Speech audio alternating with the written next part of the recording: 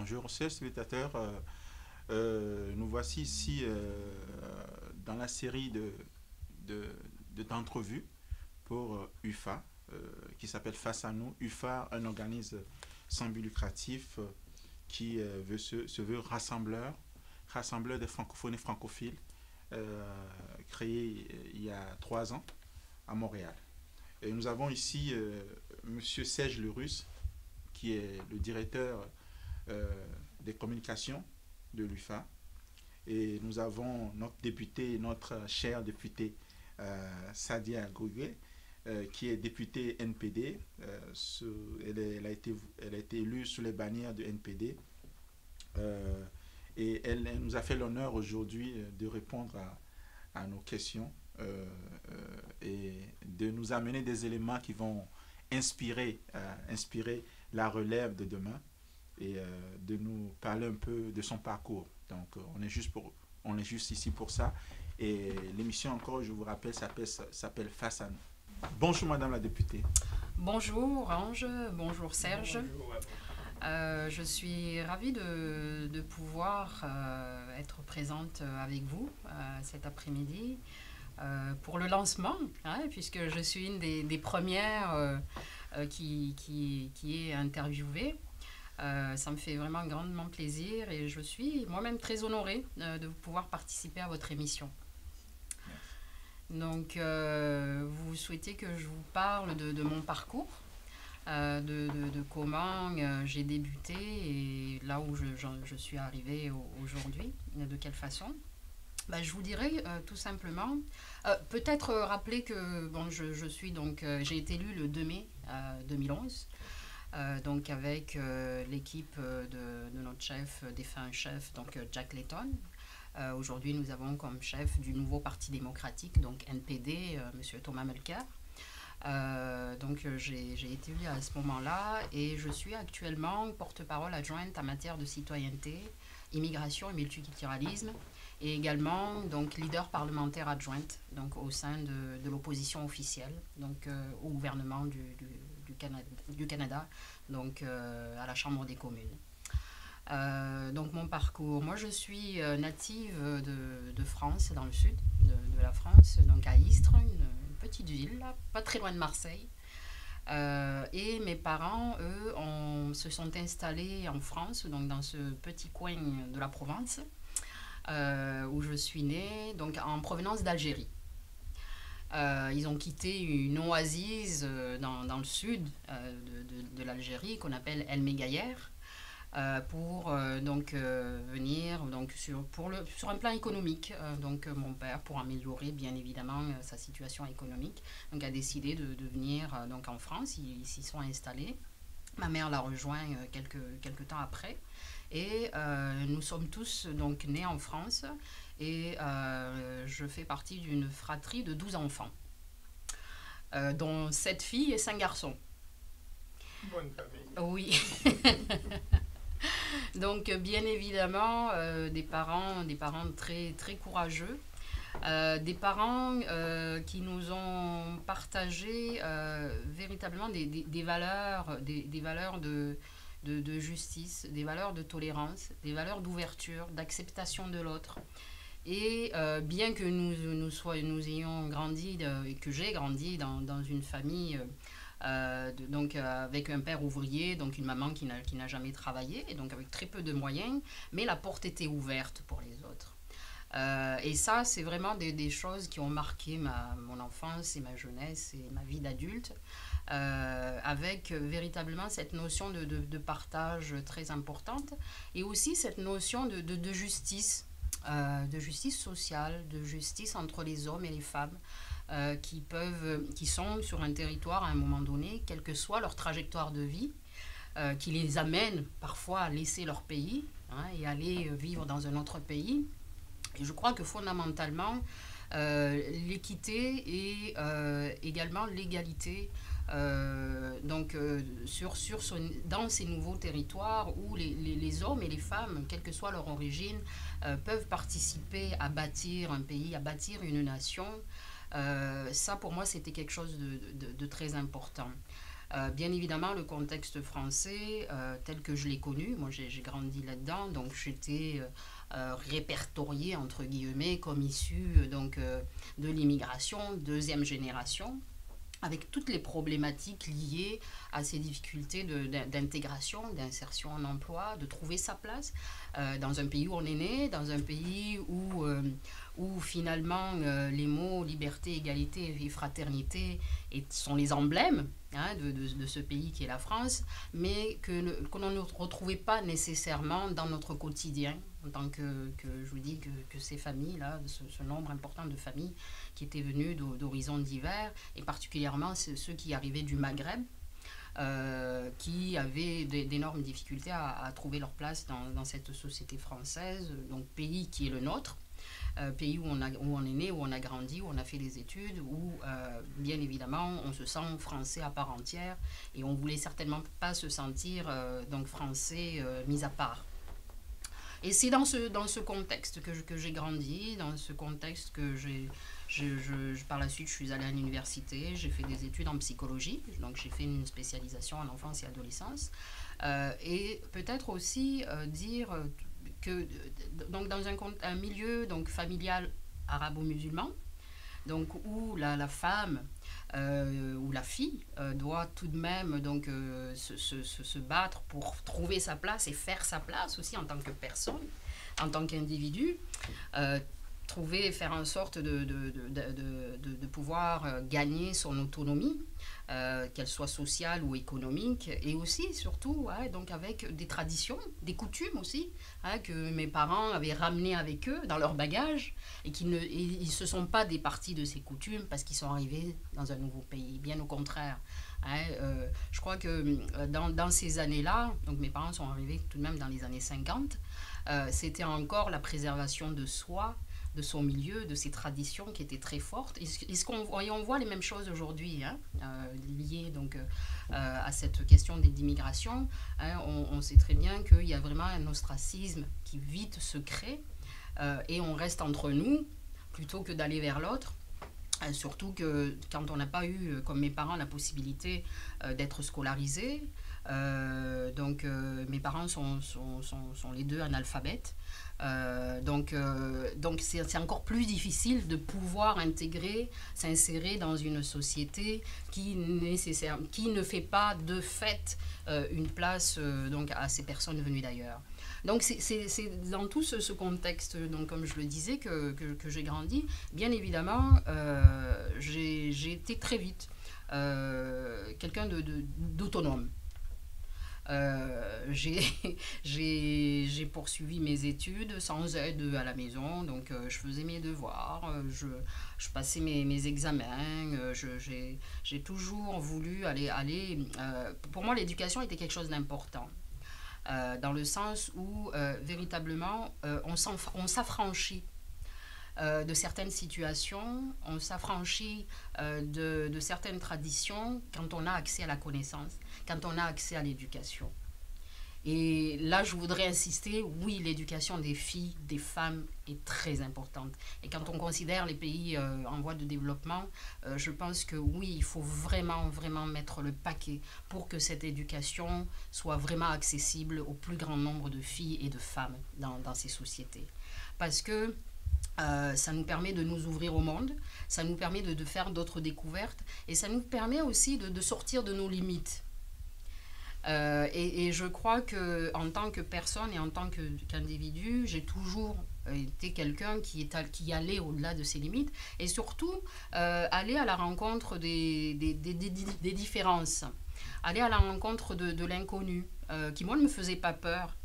Bien au contraire, parce que j'avais toujours dans l'idée que oui, plus on découvrait des personnes différentes, plus on s'ouvrait au monde, plus on avait la possibilité de grandir, de se développer et d'avoir véritablement un accès plus large à ce qui, en tant qu'hommes et femmes, nous unit plutôt qu'à ce qui nous sépare. Donc, et c'est dans mon cheminement, j'ai décidé, j'avais quitté ma région à un moment donné, j'étais partie en région parisienne, j'y suis revenue, donc à Istres, ma ville natale.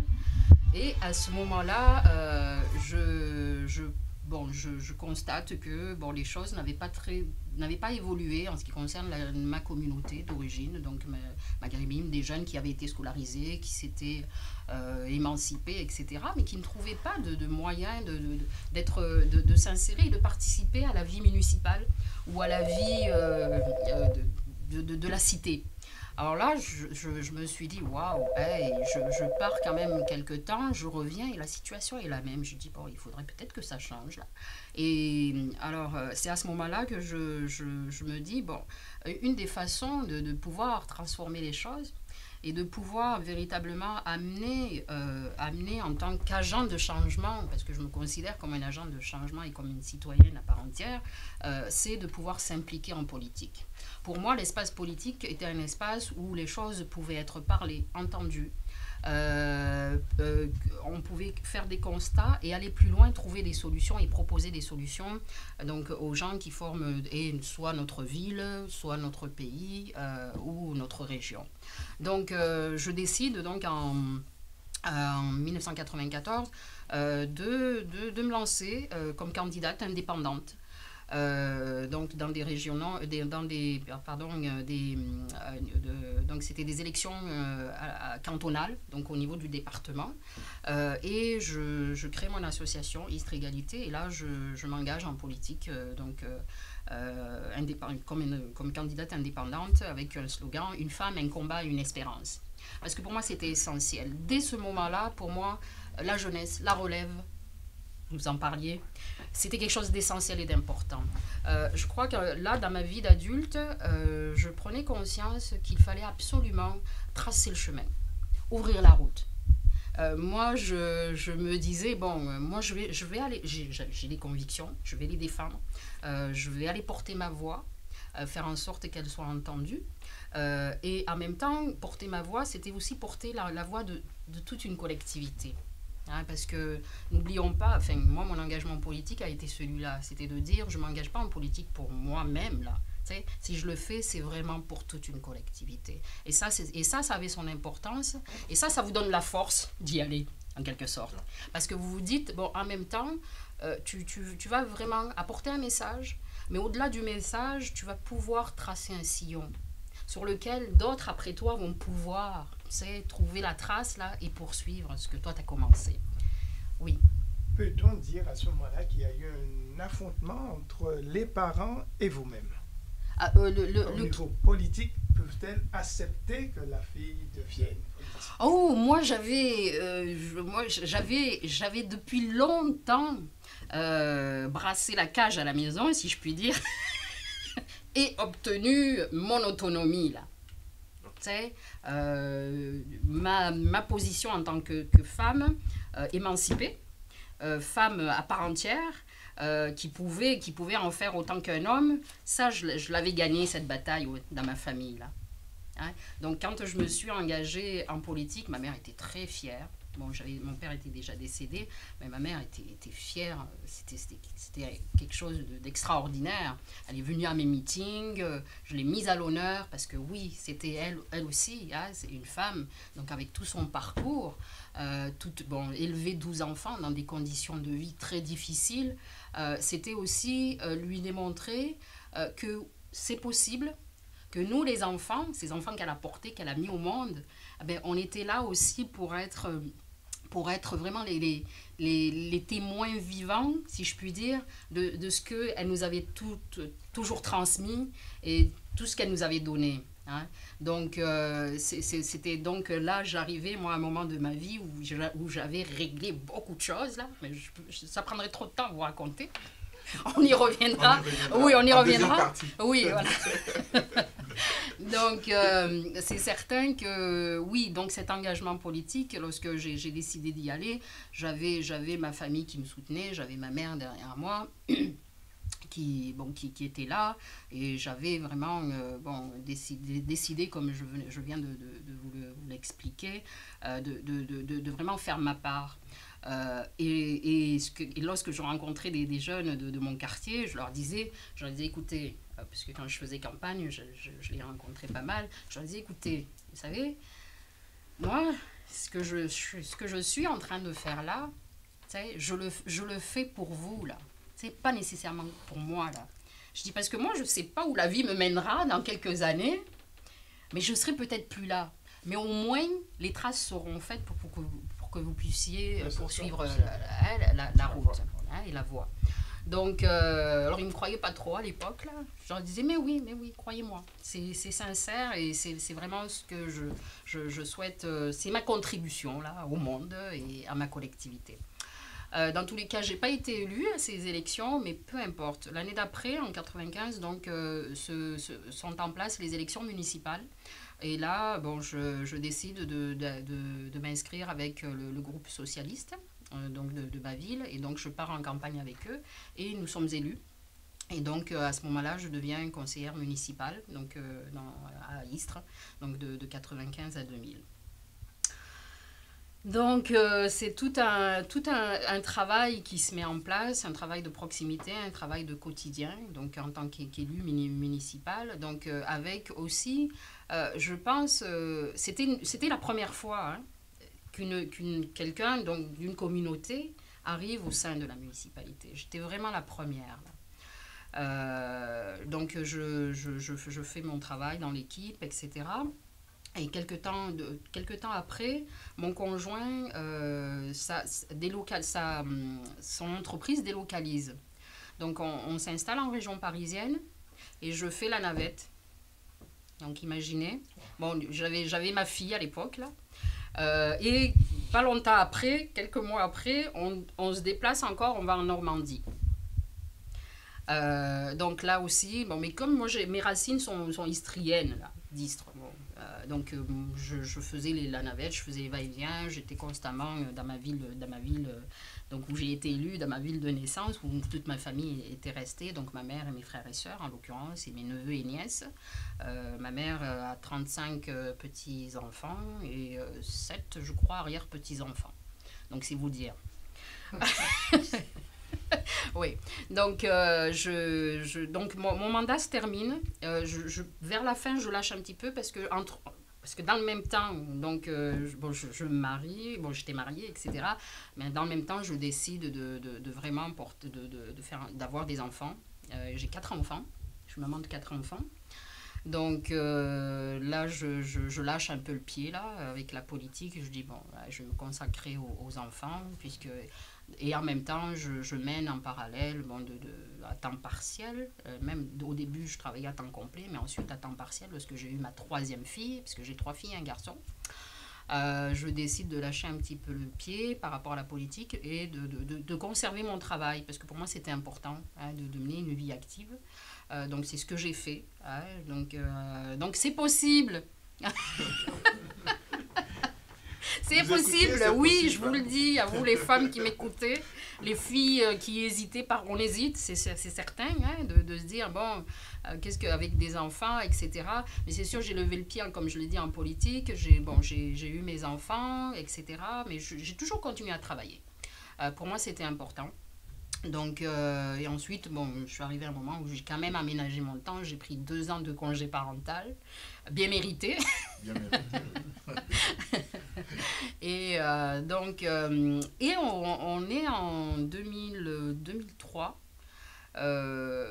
Donc, mon mari et moi, on commence à parler de projet d'immigration. On se dit, bon, on était en Normandie à cette époque-là, donc... bon, on travaillait tous les deux, etc. Mais on se dit, bon, il me dit, ouais, est-ce que ça te dirait de changer de pays? C'est le moment. Mon fils avait 3 ans à l'époque.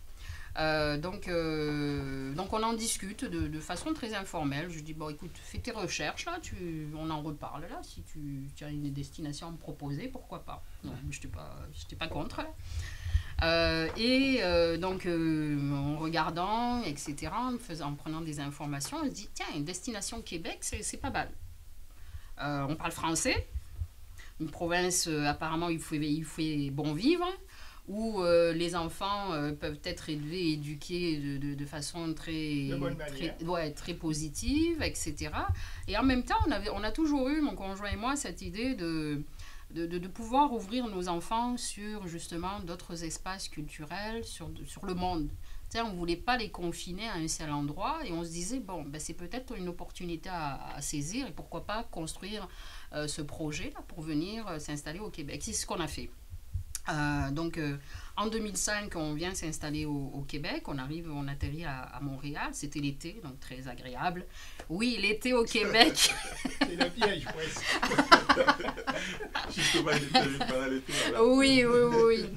Donc, très beau. Oui, très, très beau. En plus, bon, avec tous les festivals à Montréal, c'était vraiment un été 2005 très, très, très agréable. Un très bel été qu'on a passé.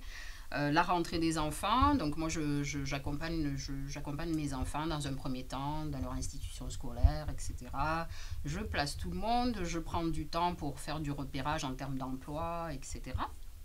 Et donc je commence vraiment à regarder pour un emploi au bout d'un an à peu près, là, même si j'avais pris quelques contacts. Je restais quand même, si les enfants étaient à l'école, j'avais du temps, j'avais mon dernier, que j'avais pu trouver une place en garderie, mais je commençais déjà à m'inscrire dans la communauté, donc je participais, puisque la question d'intégration et d'immigration m'a toujours intéressée. Et ça m'a poursuivi, et donc arrivé au Québec, donc j'ai participé à pas mal de colloques universitaires, à pas mal de rencontres, d'organismes donc, qui parlaient de cette question d'immigration et d'intégration. Et je me suis dit, bon, ben, je vais faire mes demandes dans ce milieu-là, donc le milieu communautaire, et c'est ce que j'ai fait. Malheureusement, j'ai pas réussi à trouver de travail avec mon expérience et ma qualification. J'ai fait des petits boulots. Parce qu'à même à un moment donné, bon, ben, nos économies s'épuisent et il faut bien mettre Oui, il faut bien survivre, mettre de quoi manger avec 4 enfants. Donc on ne pouvait pas faire l'économie de ne pas aller travailler. Donc je fais des petits boulots. Tout en ayant... tout de même, sur les 2 premières années, ça a été assez difficile parce que quand on arrive, on se dit, bon, on est diplômé, on a de l'expérience, on parle français, on est au Québec, on va avoir facilement donc, un travail, etc. Et ça n'a pas été le cas. Donc là, on se pose pas mal de questions. On reste ou on s'en va. Donc on était vraiment là en déséquilibre un petit peu, mais bon, on prend une décision vraiment définitive et on se dit on reste. Donc si on reste, il faut aller de l'avant. On n'a plus le temps de regarder en arrière, là c'est devant soi qu'on regarde. Donc à ce moment-là, je vois auprès de l'ordre des conseillers en orientation et je fais ma demande à cet ordre-là et par bonheur, je peux bénéficier d'un permis restrictif pour travailler comme conseiller en orientation. Et je fais un stage dans un organisme, Objectif Emploi, à Montréal. Et j'ai quelques temps après mon arrivée, un mois peut-être, il y a le conseiller d'orientation qui décide de partir et on me propose son poste. Donc je travaille donc à Objectif Emploi comme conseiller en orientation. Avant de venir nous installer ici, donc sur la rive sud. Entre-temps, je commence à m'intéresser à la politique ici, au Québec. Je commence à regarder au niveau municipal ce qu'on y trouve comme parti, quels sont leurs projets de partis, etc. Je regarde aussi au niveau provincial, mais bon, il n'y a pas grand-chose qui m'accroche là. Je fais la connaissance de quelqu'un qui milite au NPD et on commence à parler donc de politique. Donc je raconte à cette personne mon parcours politique, dans la politique municipale, etc. Elle me dit waouh, ouais, c'est bien, est-ce que tu serais intéressé si jamais il y avait des élections à être candidate pour le NPD. Je dis, j'en suis pas encore là. D'abord, je vais regarder ce que propose le NPD, je vais aller lire, je vais connaître leur plateforme et après je verrai. Donc à militer, à prendre ma carte de membre, etc. Mais une chose à la fois. C'est ce que je fais, donc je m'informe, je regarde, et je dis waouh, tiens, ça me rejoint. Les valeurs de ce parti me rejoignent complètement. Je sais que si par hasard ou si je devenais une candidate pour ce parti, à ce moment-là, je pourrais aller défendre ces valeurs-là. On s'attendait à des élections, donc au moment où je fais cette rencontre, on s'attendait à des élections 2 ans, voire 2 ans et demi. Simplement, le gouvernement est dissous, la Chambre est dissoute, et les élections viennent là. Ouais. C'est des élections surprises, personne s'y attendait. Donc à ce moment-là, une grosse interrogation parce que bon, on se dit, bon, ok, mais en même temps, bon, si ça devait être dans 2 ans, ça peut être maintenant, là. Tu sais? Bon, ok. Donc, le temps en tant que tel ne changeait pas grand-chose. On a des convictions. Moi, je connaissais ça. Je sais ce que demande une campagne. Donc, le travail d'une femme politique, même si c'était à une échelle municipale, je connaissais aussi l'investissement que ça demande, le temps que ça demande. Donc, j'avais vraiment toutes ces notions. Et de plus, mon mari, qui lui, avec son papa, qui a été député donc, en Côte d'Ivoire pendant une 30aine d'années, donc connaissait aussi le milieu politique, là, on va dire. Donc, il m'a encouragée et j'ai pris la décision donc, de faire campagne donc, pour cette élection de 2011. Donc, bien évidemment, ça a été, je travaillais également, je me suis organisée avec ma directrice qui a été vraiment très ouverte, qui m'a laissé disposer de mon temps, de l'organiser comme je voulais. J'ai pu faire campagne, j'ai pu aller faire mon porte-à-porte, j'ai pu aller parler à mes commettants, aux électeurs, faire des réunions, etc. Et le 2 mai 2011, donc avec ce qu'on a appelé la vague orange, en ce qui concerne le NPD, parce que les couleurs du NPD, c'est l'orange. NPD, pour les gens qui sont peut-être ailleurs. Oui, nouveau parti démocratique, donc, qui aujourd'hui, donc, comme je le disais au commencement, est l'opposition officielle. Et nos couleurs sont le orange. Et on a parlé donc, lors de ce 2 mai 2011 de la vague orange. Et j'ai été élue donc, à ce moment-là. On a eu des pluies d'orange, des fruits. Oui. Des pluies d'orange sont tombés sur nous. Absolument, absolument. Oui. Donc, bien évidemment, c'est là on se dit, waouh, hey, c'est une joie immense. C'est une joie immense et passer cette joie, on est toujours dans l'émulation, quoi qu'il en soit, mais je me souviendrai de quand j'ai pris place à mon siège au Parlement. Une pensée qui m'est venue, je me suis dit, waouh, tout le parcours que j'ai eu là, et j'ai eu une pensée pour mes parents. Je me suis dit, je crois que même si on a eu des différends, parce qu'effectivement, je veux dire, bon, entre parents et enfants, on a souvent pas les mêmes visions du monde, là, ou des choses, etc.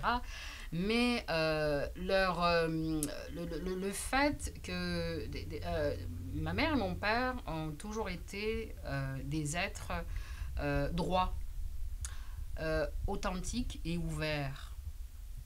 Et je vous parlais de tolérance, et c'est aussi ça. Et je crois que ce qu'ils m'ont transmis, ces valeurs qu'ils m'ont transmises, je me disais, je les ai remerciés là. Bon, j'ai eu l'occasion de parler à ma mère, bien évidemment, et de lui dire merci pour tout. Mais là, je me disais, ouais, merci à mes parents.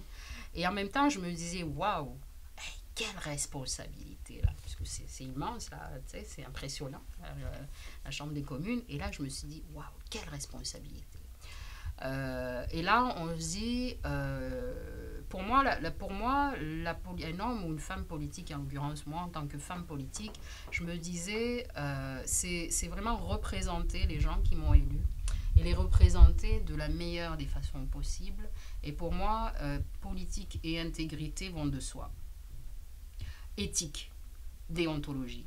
Pour moi, c'est des mots qui prennent tout leur sens lorsque on a cette responsabilité en tant qu'individu. Et ce moment-là, je vous dis, quand j'étais assise sur mon siège de députée, je me disais, waouh, quelle responsabilité. Mais en même temps, j'en connaissais toute la charge et je me disais, oui, je vais relever ça. Et je vais y aller. Et je vais vraiment travailler fort. Et je vais poursuivre ma route de député au sein de mon caucus, au sein de mon parti, de la meilleure des façons possibles. Et pour faire honneur aussi. Et pour respecter les gens qui m'ont élu. Bon, je peux dire quelque chose. Oui, absolument. Mis à part une élection de député, oui, et qu'on soit en poste, quel est le rêve qu'on fait à ce moment-là? Peut-on se dire, je veux être plus ou ça me suffit? Je pense qu'au moment où on démarre vraiment sa vie de député, c'est vraiment de se dire au jour le jour, de répondre à tout ce qu'on a à faire, aux tâches quotidiennes qu'on a amenées. Et vraiment, le projet que l'on peut former pour devenir, parce qu'après, de la suite, si on a la chance de passer de l'opposition officielle au gouvernement, c'est bien évidemment, la prochaine étape, c'est de pouvoir avoir un poste ministériel. Ceci dit, je crois que cette idée de poste ministériel nous vient véritablement très, très longtemps après. Dans le sens où vous êtes un individu, donc député, mais en même temps, vous faites partie d'un groupe, vous faites partie d'une équipe. Qui forme des maillons. Absolument. Et en même temps, et pouvoir être le gouvernement en 2015, c'est tout un travail d'équipe. Il va falloir qu'on y aille tous ensemble, là. C'est comme une équipe de football, là. Et mériter sa progression. Oui, absolument. Donc, c'est travailler fort.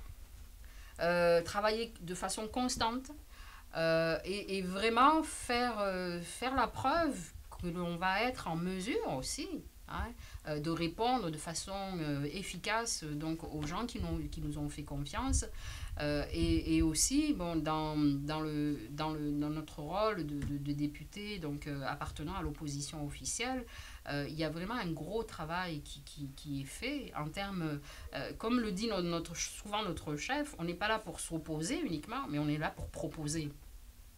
Et on est vraiment dans cette dynamique-là, d'aller de l'avant et d'être dans les propositions là, qu'on peut faire donc, aux Canadiens ou aux Canadiennes. Et on s'inscrit dans cette perspective. Et bien évidemment qu'on est déjà dans la perspective de 2015 à remplacer le gouvernement conservateur actuel. Voilà. C'est le message qui passe.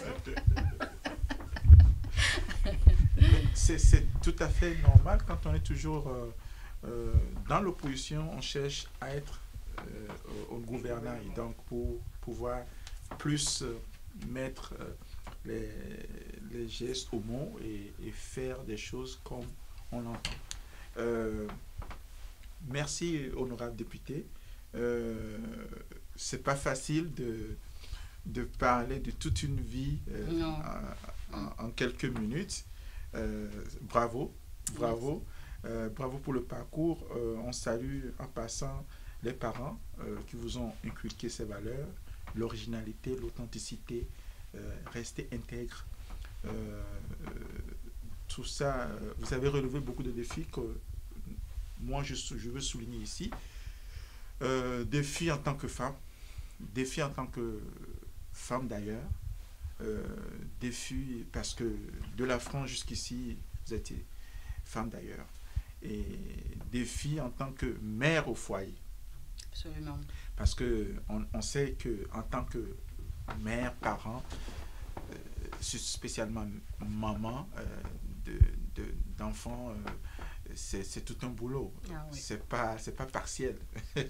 Alors, défi en tant que personne issue d'une autre communauté aussi, avec les cultures différentes.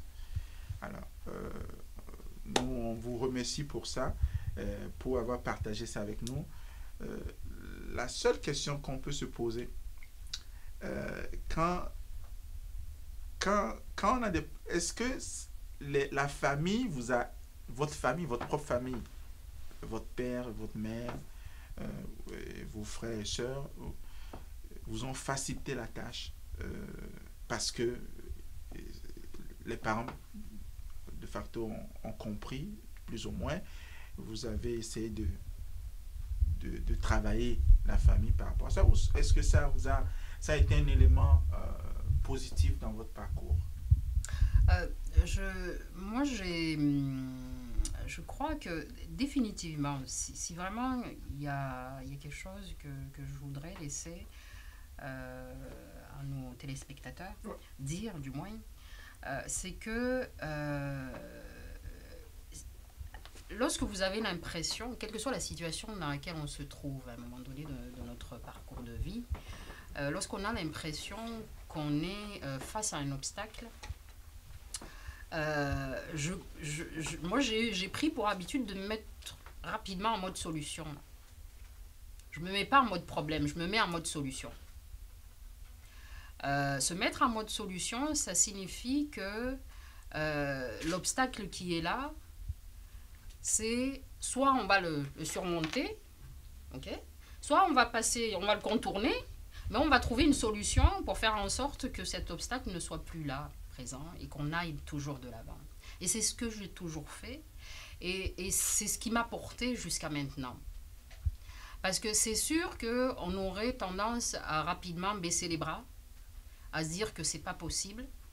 Non, surtout ne laissez personne vous dire que c'est impossible.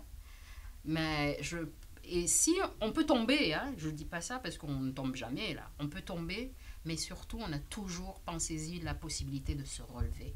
Et c'est ça qui est important. Merci, téléspectateurs. Ainsi se termine cette entrevue qui se lance dans la série d'entrevues pour les personnes francophones et francophiles, pour la jeunesse et pour aller chercher l'inspiration. Ces personnes qui sont des sources d'inspiration pour nous, on vous fera découvrir ces gens-là au fur et à mesure. Madame la députée, honorable députée, nous a fait l'honneur de faire le lancement et ça nous a beaucoup touché. Et on vous tiendra informé des autres qui vont suivre. Et on remercie aussi le staff qui nous a permis de céduler ce rendez-vous et cette rencontre qui s'est passée bien. Merci, téléspectateurs. Comme elle a terminé, il faut se relever. Quand on arrive quelque part où on fait face à l'obstacle, il faut trouver une solution. Il faut se relever. Merci. Merci infiniment. Et pour terminer, à très bientôt. Si on peut appeler terminer, le présent. Alors on dit pour le succès, on dit pour l'amabilité, on dit pour la gentillesse, on dit pour la personnalité. Madame la députée. Merci honorable. Infiniment. Merci. Alors, il y a des ballons, beaucoup de ballons, mais vous serez agréablement surprise de voir que j'ai pu prendre de vous ce que vous êtes vraiment, à savoir une personne qui accueille, qui est souriante. Oh, elle est superbe. Merci. Vous la reconnaissez? Merci infiniment en tous les cas. Voilà.